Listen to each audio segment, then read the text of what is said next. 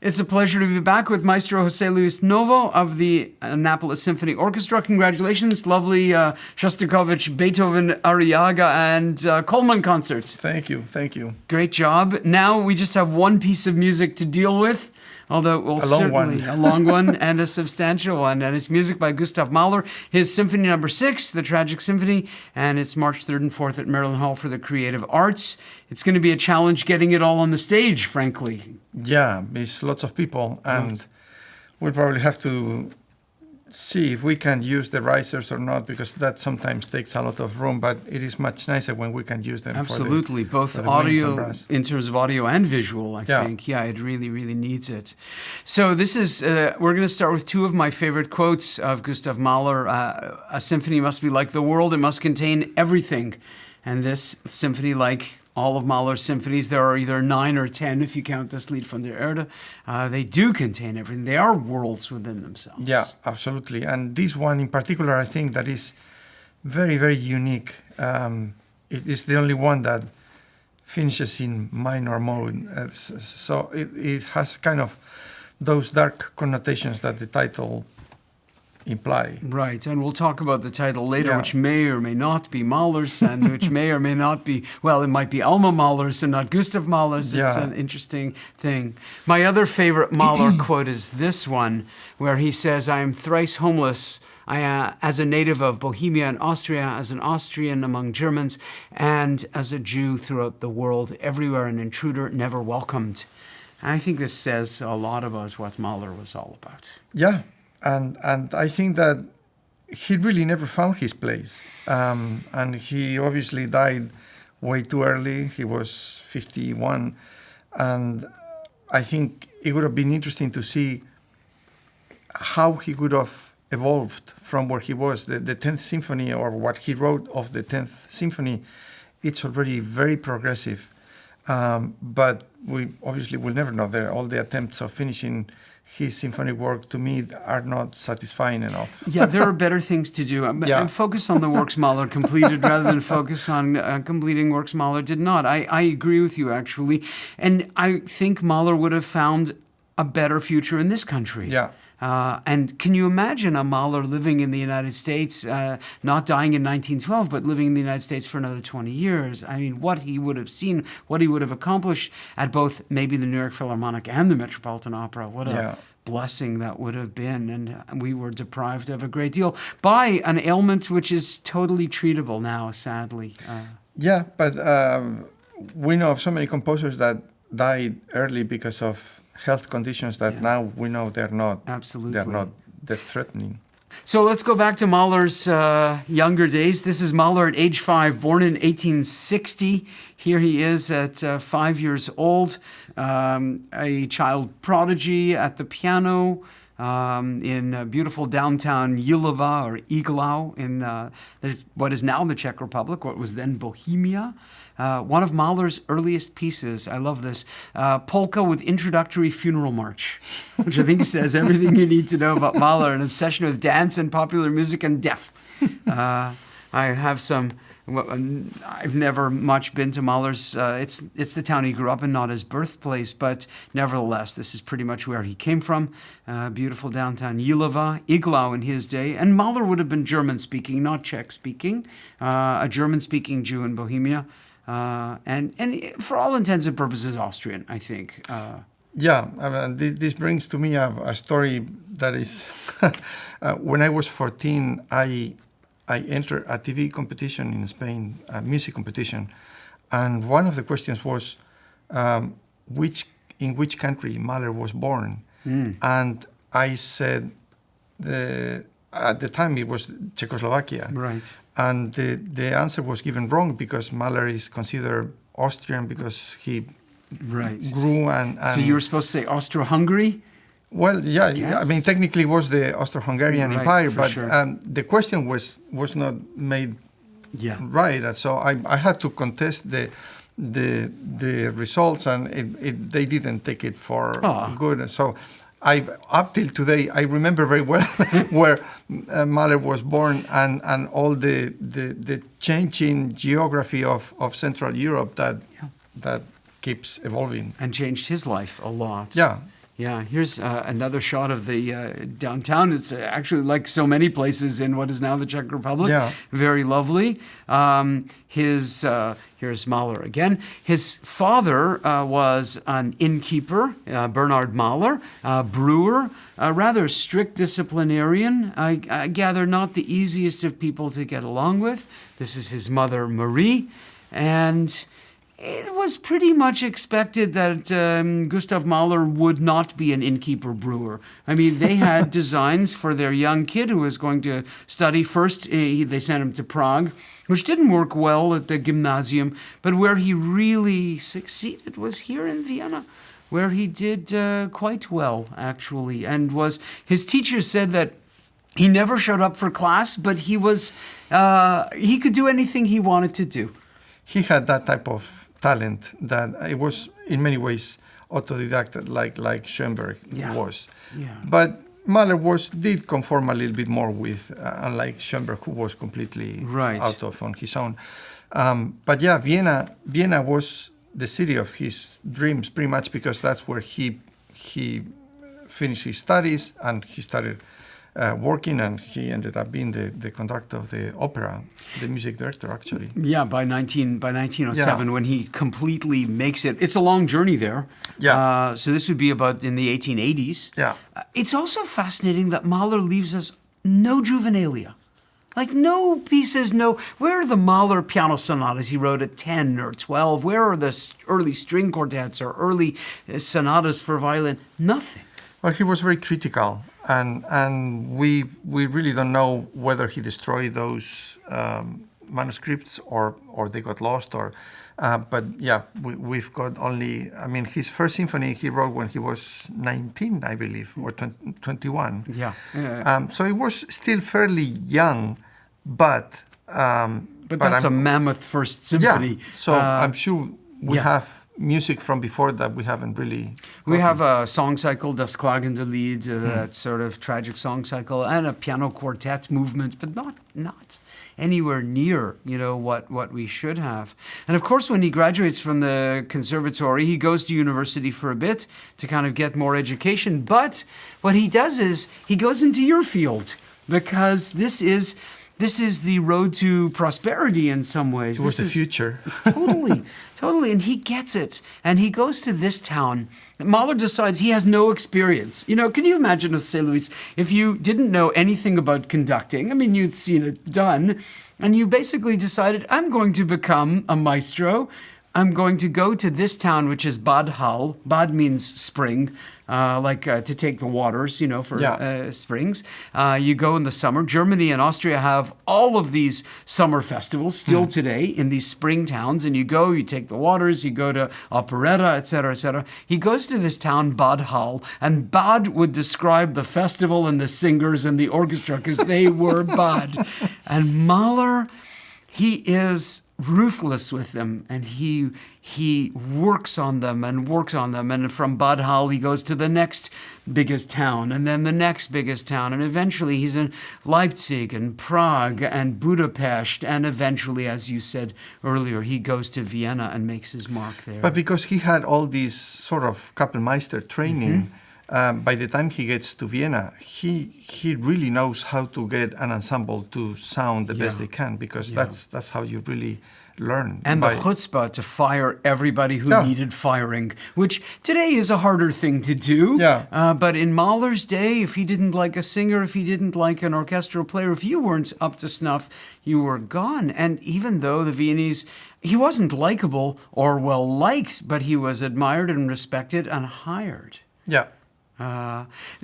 In terms of influence, Richard Wagner, huge. It's a difficult thing to talk about Wagner because he has to be, on a human level, one of the most horrible human beings ever created. But on a musical, intellectual level, if we take him out of the mix, if you cancel Wagner, you lose Western music.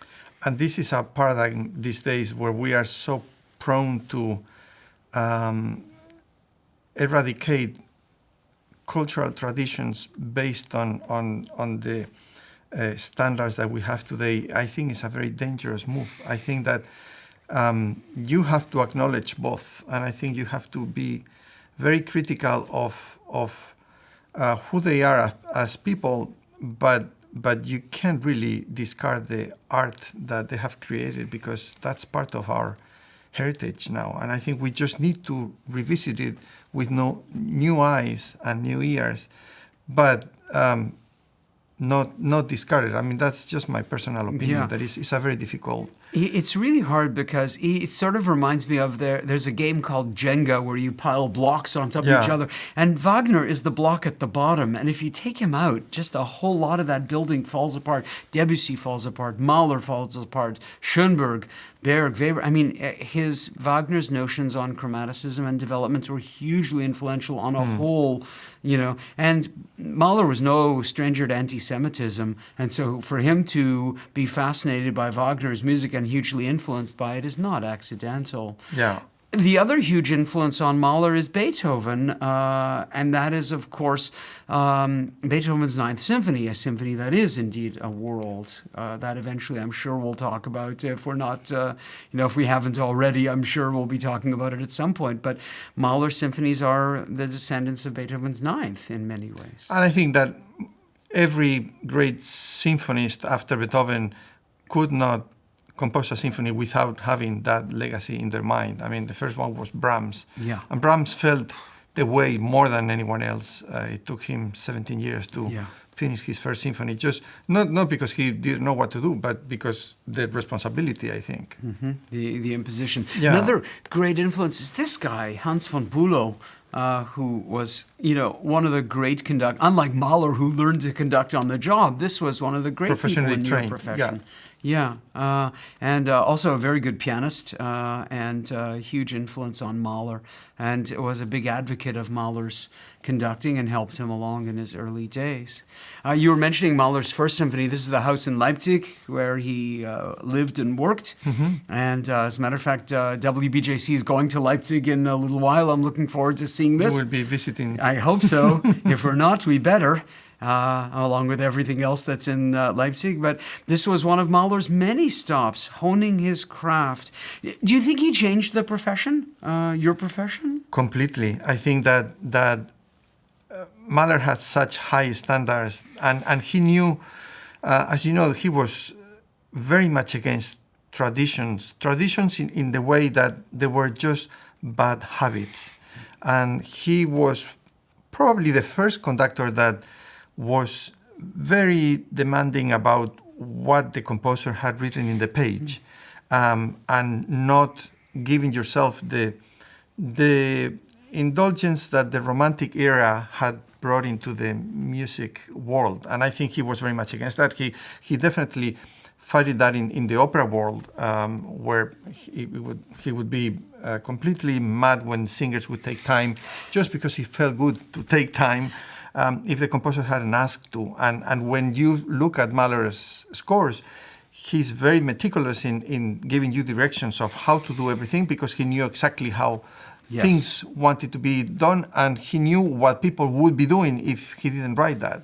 A conductor friend of mine said, if you follow all the directions, it will come out well. Yeah, it's like a navigating system. Right. And I sort of wonder about how you feel about some of Mahler's orchestral arrangements of things, like in Schumann symphonies and in things like that. Well, for me, there are interesting takes of great music of previous composers. I'm not interested in performing them, because I think that they show as much of Mahler as they show us Schumann or Beethoven. And for me, as a conductor, I think our job is not improving in quotation marks what the composer did, but just improving the way it's performed. And I think Schumann symphonies, when people say that they have balance problems, well, you address the balance problems. Right. And That's your job. Exactly. That's our job as conductors. Right. You just don't double instruments or cut instruments because it's not the proportion that you think Schumann should. If Schumann had a modern orchestra, he might have done things differently. Sure. So I like respecting what they did, and changing the minimum amount of things to get the musical ideas a better shape, but not remodeling. Yeah. Would you ever do the string quartet? The orchestral version of the string quartet? The late string C Maybe minor? that's different because That'd it's be an great. orchestration of chamber music that has a symphonic component. That's Sure. more appealing. I'll put in my request. Okay. It should be 5 seasons from now, but hopefully we'll still be here.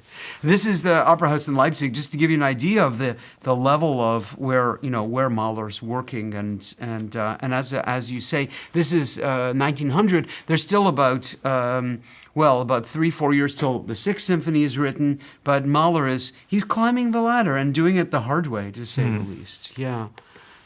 Here is where Mahler ended up. This is the Hofoper in Vienna, essentially partially destroyed in World War II. Yeah, built unfortunately. in 1860. Here's the building of it, which is just incredible.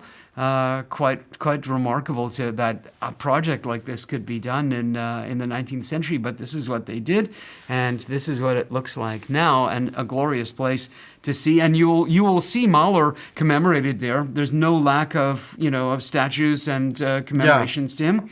Yeah, I actually was a few years back in the Opera House, and you can feel the presence of Mahler with all the what they have. Yeah, and he was there from 1897 to 1907, when he just literally couldn't stand it any longer. The anti-Semitism, the criticism, even though they admired Mahler, there was no way you could not respect what he had done. But even Mahler he kept was being tired mocked of it. in the press some critics, and at some point he just gave up. Enough was enough. Yeah. This is a plaque commemorating where he lived and where he wrote symphonies. Among them our 6th Symphony that we're talking about, and which we'll get to in just seconds from now. And this, as you can see, cartoons of Mahler, Mahler conducting in 1901, and this is a rather nice vignette actually to show just how athletic and how dramatic Mahler was. I heard he even built a bridge from the pit to the stage so he could run easily on stage to tell singers what to do and then run back. But as you were pointing out earlier, if Mahler changed the profession of conductors, this is very shows that very expressively. Mahler knew how much you could influence the playing of people with gesture, and maybe this caricature is exaggerated, but it really is it makes very the accurate. point. It makes the point, and here's another one. I mean, the fact that there are numbers of these. Obviously, Mahler made a profound impression on people. I mean, he was a star and far more famous as a conductor than as a composer. Absolutely. I mean, he was a summertime composer because he didn't have time during the regular season. Yeah, this was the schedule. So busy. And we should also mention that Mahler conducting his own works is a very small portion of his efforts. I mean, he conducted Beethoven and Brahms and Mozart and brought repertoire to an enormous amount of people. And lots of opera productions which take a lot of your time. Yeah. Preparing singers, preparing the staging and ring everything. cycles. Yeah. And ring cycles. So this is my favorite cartoon about Mahler and the Tragic Symphony. And this is, a satirical cartoon of Mahler's. What does it say? My God, I've forgotten the motor horn. Now I shall have to write another symphony. And while this is sort of unfair, there's also some truth into it. Well, people were making fun that Mahler kept displaying new instruments, especially percussion instruments. So that this is a joke on that. And in this, which we'll get to in this as well. How many players do you know? How many you're going to use? Usually you use 4 or 5 percussionists. Yeah. And how many total in the orchestra? Well, you have a full orchestra session, then you have the woodwinds by 5, and then you have 8 horns, 6 trumpets, 4 trombones, tuba, two timpanists. Yeah. Yeah, this is a major effort. Yeah. So how you'll do this? You will expand by having, of course, all your permanent players plus a bunch of people who will be additional players.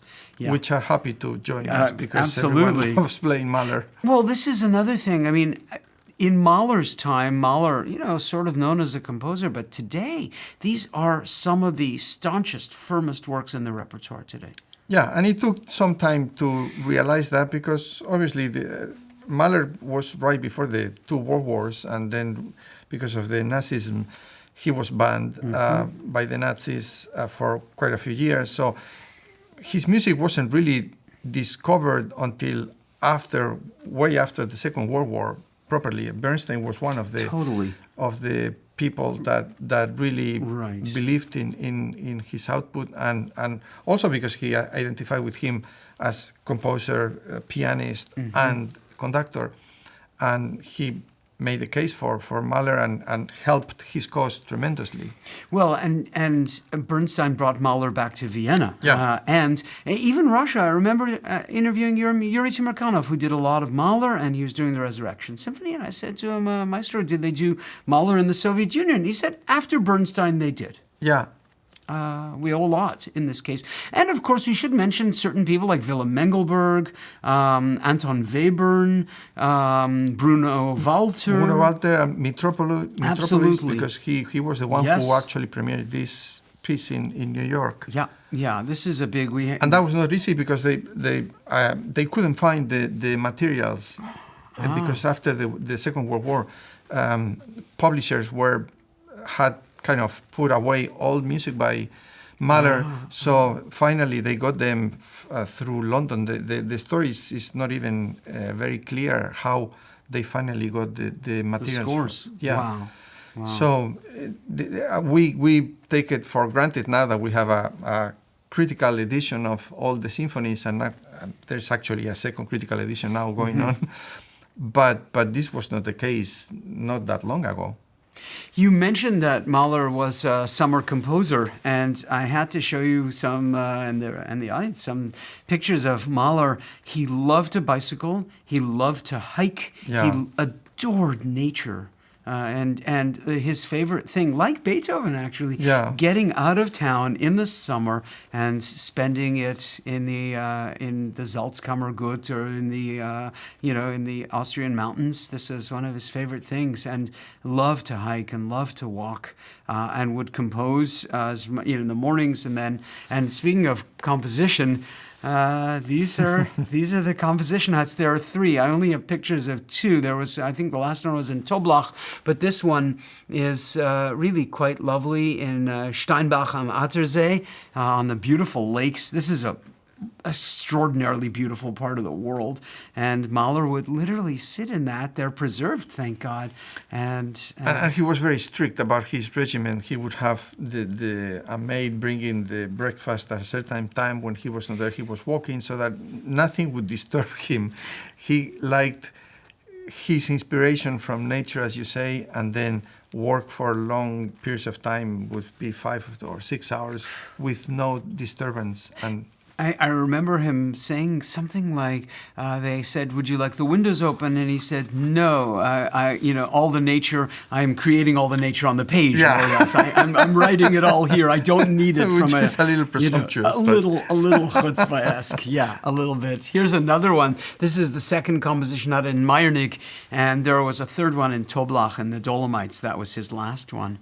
But he loved these places and had them built, and this was a place where he could compose in solitude without thinking about anything. But one thing that I think it is remarkable is that in the times we live today, it's so difficult to find silence, and it's so difficult to find this type of isolation that nothing disturbs us, that I think there is something to learn from here. If someone like Mahler needed this to get his inspirational thoughts all transformed into actual artwork, I think that we could benefit from doing that to ourselves as well, and find more often and more quiet times for our own sake. I think that we have lost almost that capacity, and it is something that I, as a musician and as a conductor, like very much. I sometimes try to isolate myself, turn all the electronics off, and just concentrate on the music, because otherwise you can't really, you can't absorb internally these works of art when everything from outside is bombarding with information. Absolutely. The other thing that we have to mention about Mahler's life is this rather extraordinary woman, Alma Schindler, who became Alma Schindler Mahler, and then Alma Schindler Mahler Gropius, and then Alma Schindler Mahler Gropius Werfel. She was a profound influence, a woman who was really very strong, very remarkable. Their marriage was not the easiest or the simplest or the calmest. They were both incredibly strong personalities, Yes. so they ought to, but to clash. But Yeah. despite that, I think both of them knew life would be much less interesting without each other or one Correct. another. Correct. And I think they stick together until Mahler Mahler's died. death, yeah. Despite losing one child, they had two daughters. Yeah. One of them passed. And it's interesting, with the Tragic Symphony, it's funny that the Tragic Symphony is written during one of Mahler's happiest times, ironically. Yeah, because it was on the second year of their honeymoon. They were still on a honeymoon because they just had gotten married, and they were at the top of the relationship and enjoying each other's Strengths? strengths and challenges. Yeah. But at that point, Mahler felt very good, and which tells you that oftentimes we assume that composers are going to be writing tragic music when there are tragic events in their lives, but it's not true. I think that this is, in many ways, much more premonitory. I think Mahler sort of knew what was going to happen. It's a turn of the century premonition of what the two world wars that they were about to happen. Also true. And tragedy in Mahler's personal life that's about to happen. The death of his daughter, the loss of his job in Vienna, the moving the whole family to New York. This was profound also for him. And he was very, and health and his heart, of his course. heart condition. And he was very superstitious, so I think part of it was his own making. Yeah. But I think also, if you have to write about tragedy, music is the place to do it. Do your tragedy in fiction, do your tragedy in your art, rather than explore those emotions where they won't kill you. Yeah, And they won't hurt anyone. Exactly. Correct. There's plenty of time for tragedy in life. Here they are walking together in the countryside, and during happy times, and during and Alma just beautiful, powerful, very, very, very fascinating woman, independent to a fault. To the point that in this very symphony, Mahler tried to depict her in the first movement. Yeah, so. we have this, and he marks it Schwungvolle. It's very emotional and beautiful. And here, Mahler with his family, he adored his daughters. Yeah. And also Kindertotenlieder, the songs on the death of children, to poetry by Rückert. What's so interesting is, once again, this is anticipating what will happen. And Mahler's children weren't dying at this point. One would die later, but right around the same time as the Tragic Symphony, Mahler is exploring the dark side of life. He doesn't have to live it to explore it. But I think Alma, as a mother, never forgave him for that. Totally. Because Yeah. I think there is an element of superstition in Alma's also, that she thought that maybe Mahler should not have explored that. Yeah, but they're great songs. Yeah. I'm sorry, I feel terrible. Here they are again. And really quite if you're looking for a power couple, this would be a power couple of music and the arts and everything. So here is Mahler in 1892. This is about 10 years before he writes the symphony that we're looking at. I have a few pictures of Mahler for you. This is our first example of this amazing symphony. And this symphony begins with a march like so many of Mahler's symphonies. And I mentioned to you, Polka and Funeral March, Second Symphony begins with a march. The Third Symphony has a march in the third movement that is very much or the First Symphony has a march in the third movement, very much. He grew up, where he grew up, it was near a military base, and he heard these marching tunes non-stop. So I think they were in his brain since he was born. And he liked that juxtaposition of the macabre and the exalted, of the vulgar and the profound. Extremes. So here's the actual march that begins the opening of the Sixth Symphony, the tragic march in some ways.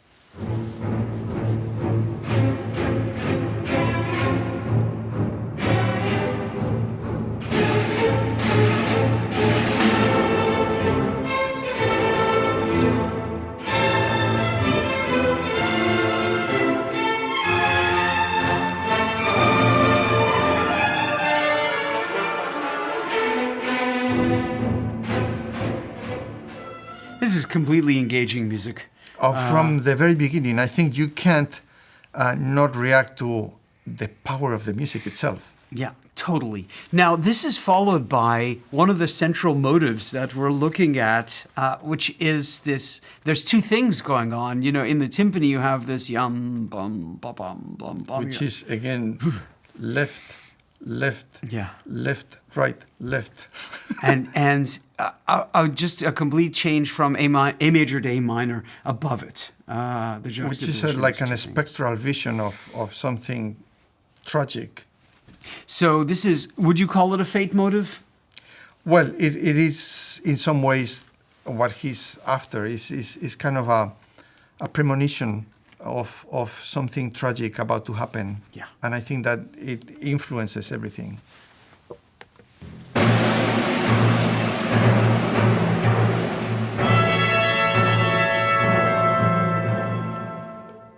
That's so original and so fantastic, and just, it comes right after the march. It just completely gets your attention.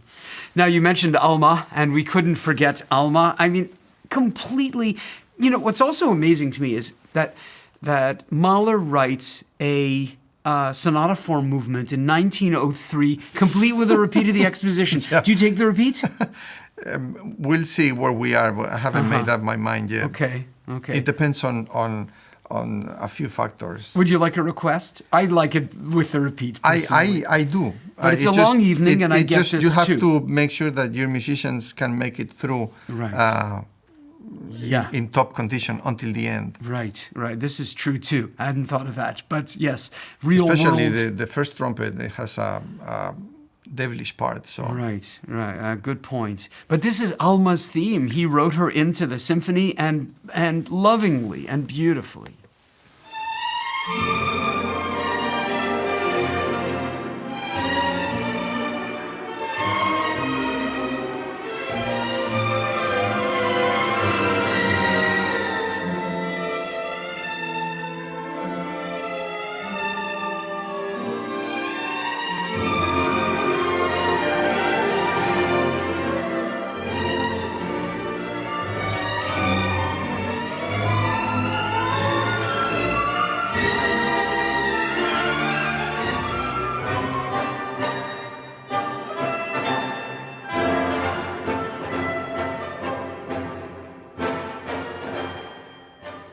Now, you just finished doing Shostakovich 1, where everybody gets a solo. Yeah. I mean, it's crazy. This is very similar. Mahler gives you, it's like you're the maestro of a dozen chamber orchestras. And there is so much going on all the time that you really have to monitor more from the background rather than trying to micromanage, because otherwise you can get in the way so easily. And we just heard this theme that not everyone knows. Mahler sort of borrowed from this Moravian composer, Emil Kaiser. This comes from an opera that he was very well known to him, the trumpeter of Sachsenheim. And the lyrics of this song is like, God brought you to me, I hope you never go away, which is also so demonstrative of how Mahler felt about Alma in the first years of marriage, and the fact that he can integrate things so seamlessly tells you the level of knowledge that he had of the repertoire already. And the way there. he scores it with those strings sounds totally like Mahler. Of course. Totally. It doesn't sound like a quote at No. all. And I must confess, I didn't even know it was a quote. Yeah. That's fantastic. But it's an opera that is not performed anymore, so Sure, there's no right. way that anyone can know. True. This is what Mahler does to the theme in the development, which is interesting. He almost mocks it a little bit. He's Yeah. almost having a little bit, just as couples often do. Couples who love each other very much, there's always a little zinger sometimes. And he does this with Alma's theme and makes it a little bit comic.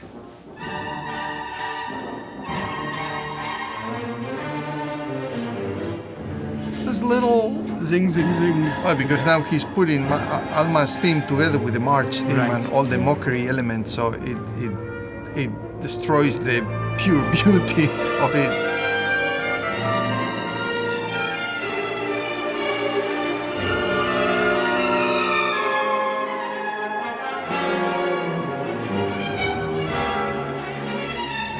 The development's great in this movement.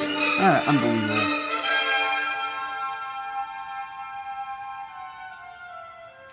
Now, there is a conducting decision you have to make in terms of the order of the middle movements.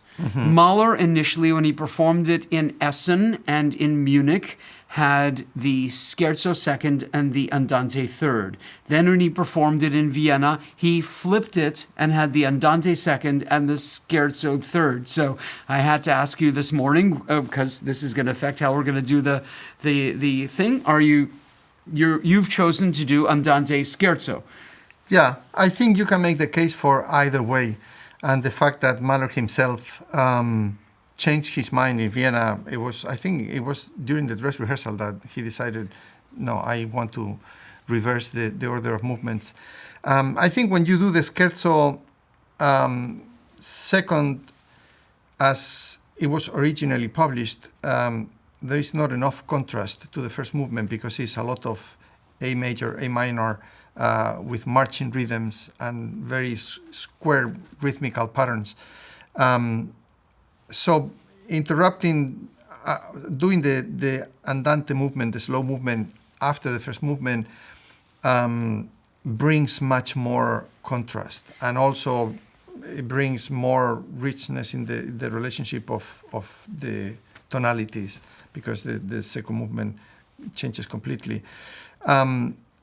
But as I was mentioning to you earlier, there is also a point for doing the other way around, because when you go, if you do the scherzo second and the slow movement third, going from the slow movement to the finale, it's an incredible experience, much more effective than the other way around. Yeah. So I think you can make the case for either way. And I think what you were saying earlier about Beethoven, this is exactly Beethoven, but it's the Beethoven of the 7th Symphony or the Beethoven of the 9th Symphony, Correct. where the slow movement is second, or like in the 7th, or the slow movement is third, like in the 9th. Yeah, Schumann also, scherzo second movement. Brahms sometimes in chamber music, scherzo. So there's arguments for both ways. Yeah. In what we are going to treat as the second movement, which is the Andante, we really see Mahler the songwriter again, I think. Beautiful lyric, beautiful melody. And this is the Mahler of the slow movements that you fall in love with, because there is nothing more embracing than this type of music. I mean, it's like a musical hug to your emotions. Doesn't matter how you feel, it seems like the music takes you in its arms and comforts you. And I think nature also. I feel the Austrian countryside, a little bit of Ländler, and sheer beauty.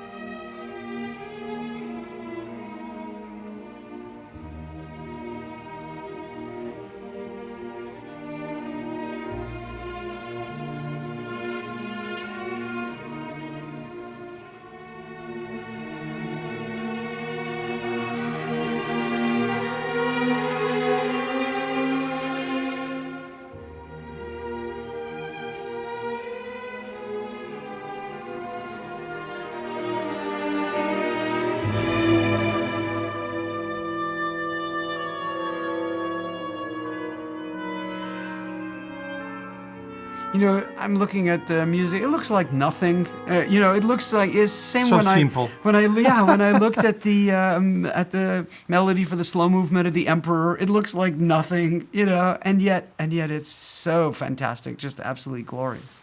The scherzo. We're back to marching, and it's interesting that, you know, how Mahler, how it's barred on the page. Isn't that fascinating? I mean, how we're in 3/8, and yet the beams carry across the bar. It doesn't. The rhythms don't look like it sounds. No, because he's playing around with it, and, Yes. and he's again bringing the march element, which is so restricting, into a different rhythmic pattern that would not accept it so easily. Right, and wuchtig, massive, enormous, he marks it, and Sforzando's in all the wrong accents in all the wrong places, you know? Another thing that Beethoven was very fond of. Yes, yeah.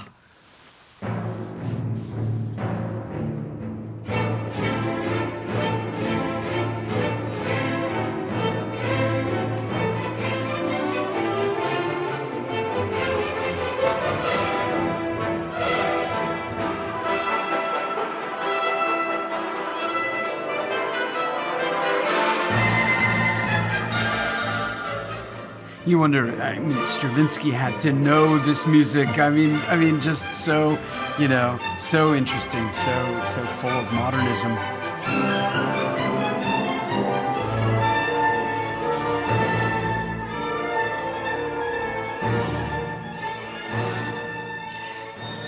And then, of course, you get, as in all scherzos, a beautiful contrasting middle section, which is lyrical and beautiful. Yeah, so this was, for me, is the marriage of a Ländler and a march on the same context. And shifting meters once again. And Ländler, an Austrian dance in 3, a forerunner of the waltz, pastoral.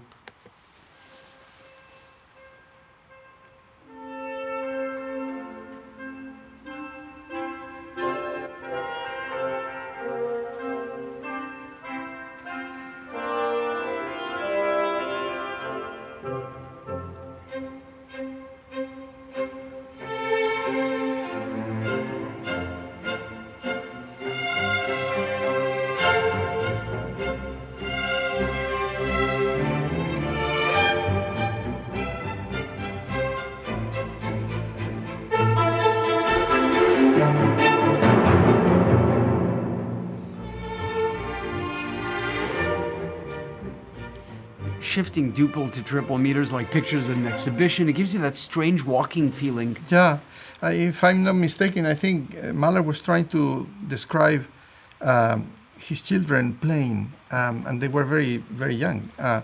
And it's this the innocence and the tenderness of a child, but also the unpredictability and the changes that, as you say, make it not as smooth. Yeah, absolutely. So the last movement, you've already been working hard for about an hour, and now it's time for a 30-minute enormous psychological, very an incredible journey all by itself. Yeah, I mean, just the beginning. Yeah. And I'm thinking to myself, you know, I mean, this could be, if Mahler wanted, an incredible tone poem all on its own. Yeah. And the first movement also works beautifully all on its own. So we begin. It's almost, for me, this is like the inner psychological mind of Gustav Mahler. Yeah, I think that for me, the beginning of this movement is almost cosmic. It puts you into another realm of existence, and then he comes back from that and explore all the many different things that he was exploring earlier, and the nature and the hero and the achievement, and then the disaster of the cut off with the hammer blows. Right. So it's as you say, an incredible journey that ends in absolute despair, because the symphony doesn't really solve anything. It's just an exploration. Yeah. It leaves you with all the question marks, but no answers. Here's the opening.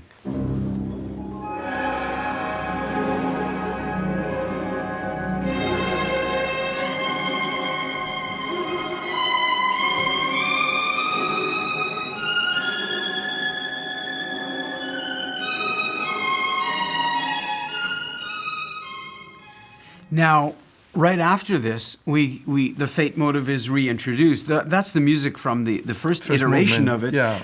But it's the same idea, and of course we remember it, because how could you forget it? But it's even more severe, even more intense.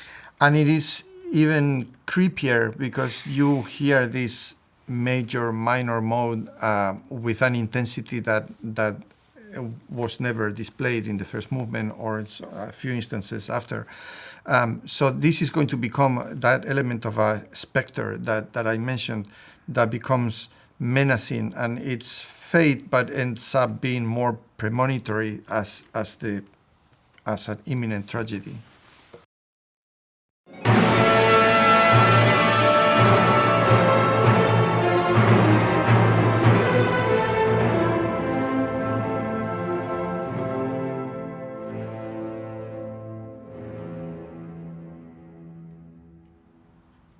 Now, as you mentioned, we have to talk about the hammer blows, because this is huge. I mean, this is such a significant part of all this. And you have, once again, a choice as to how many you'd like to do. You could do 2, you could do 3, you could do 1. Any idea yet? I'm inclined to do the original 3 ones because Mahler, that's what Mahler wrote. Then he took the 3rd one because he was superstitious and he thought that it was unnecessary. But I am inclined to do it. I haven't made up my mind completely, and this is something that I'll probably, when we rehearse, will decide. But I see no reason why not to do the 3rd one. I think that oftentimes composers' original ideas are the best ones, and then they go back and forth. And in the case of Mahler, it's very clear that he was always revisiting, reconsidering, because we change. But oftentimes the sparkle of an idea is the most valuable one. So I'm inclined to keep the 3 hammer blows. Now, there's no specific hammer that Mahler talked about. We know he didn't want a metal hammer. He didn't want like the hammer from the Ring. Yeah. You know, he didn't want a metal like a forging hammer. He wanted something wooden that sounded dull. And it was funny, he said he wanted it to sound like a guillotine, but a wooden guillotine is a very bad idea. No, he mentioned like an axe. Yeah, but, exactly. But it has to be something that sounds so blocking and menacing. Right. And so what people tend to do these days is they build a huge wooden box that when you strike it sounds very hollow.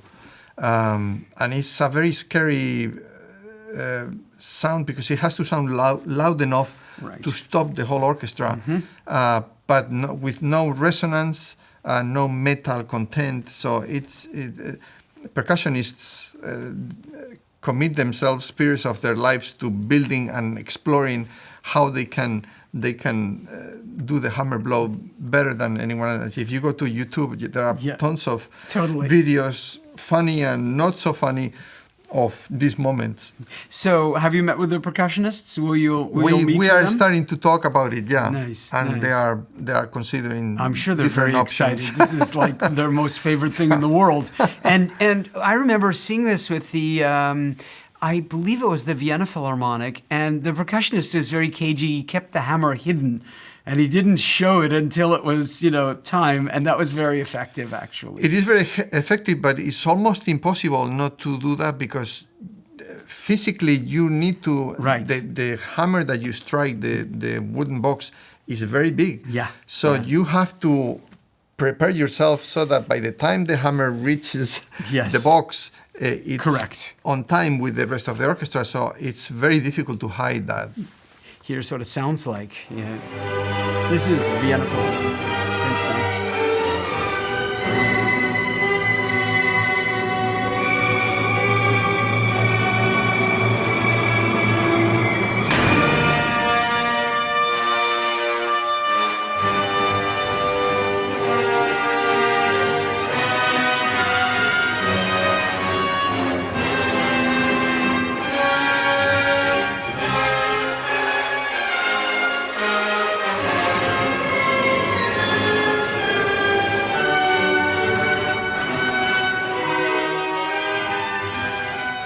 I also, once again, feel for the trumpet players.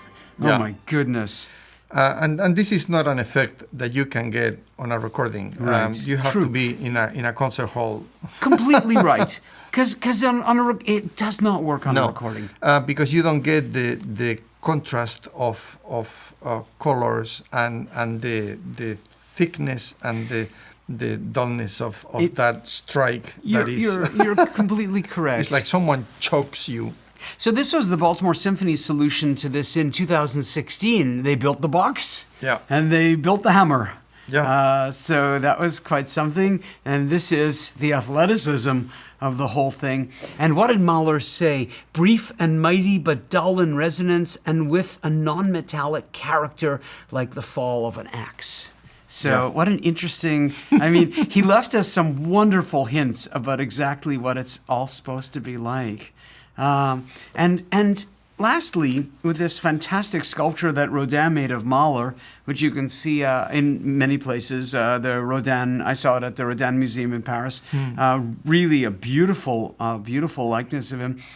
The end of the symphony, which we think we're going to end softly, and then the fate motif comes. It's Again. devastating. Yeah, and this is why this motif keeps gaining more. It becomes more and more scary as it keeps appearing and menacing. Yeah.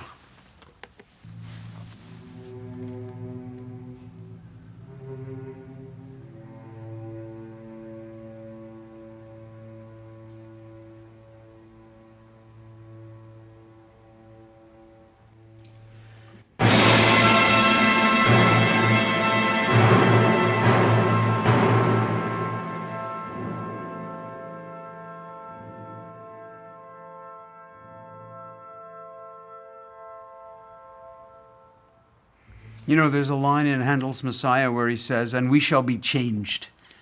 And I can't imagine that you're going to sit through this without being changed, without Yeah. feeling profound impact, profound, not being moved, being disturbed in a good way. I think this is one of those pieces that explores in your inner self and again the questions that I was mentioning that puts on the table when you listen to this music. Those questions go straight to you, and you start asking yourself, what is this doing to me, and how am I taking all this in, and how am I reacting to it? And it's challenging because it demands a lot from your emotional spectrum, puts you in a place that is not necessarily comfortable, but this is an incredible journey. It's rewarding. Yeah. It's not comfortable, but it's rewarding. Yeah. And, you know, there is a place for tragedy in our lives. There is always a place for tragedy, and you can easily connect many of the passages in this music with tragedies in your life or in other people's lives that you're familiar with. So I think that trying not to confront tragedies is not the right answer either. Yeah, and even though this is a tragic piece, there's enormous amounts of beauty, humor, irony, love, violence. It's a world. Yeah, it's the whole world It's that the whole you world. mentioned at the beginning that Yes, Mahler wanted to exactly. put in his symphonies. Exactly. The Symphony No. 6 by Gustav Mahler, March 3 and 4, Maryland Hall for the Creative Arts, Indianapolis, Maestro José-Luis Novo. A real pleasure. Thank you. Likewise, thanks.